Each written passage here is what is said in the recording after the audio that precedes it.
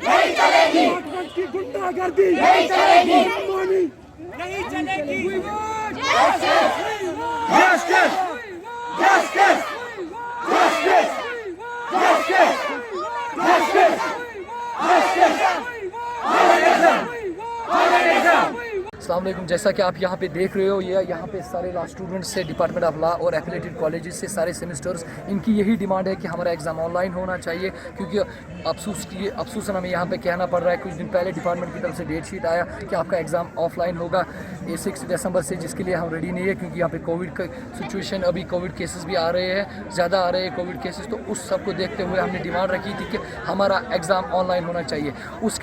उस रिप्रेजेंटेशन को रिस्पॉन्स दिया डिपार्टमेंट ने, उन्होंने कहा आप फ्यू स्टूडेंट्स हो। आज हमने मेजॉरिटी प्रूव की, यहाँ पे मेजॉरिटी ऑफ स्टूडेंट्स है including affiliated colleges, department of law और ऑल सेमेस्टर्स हैं। उनकी यही डिमांड है कि हमारी जान का ख्याल किया जाए और हमारा एग्ज़ाम ऑनलाइन लिया जाए। हम तब तक आज यहाँ से नहीं हटेंगे जब तक हमारा एग्ज़ाम ऑनलाइन नहीं होगा। We want Justice!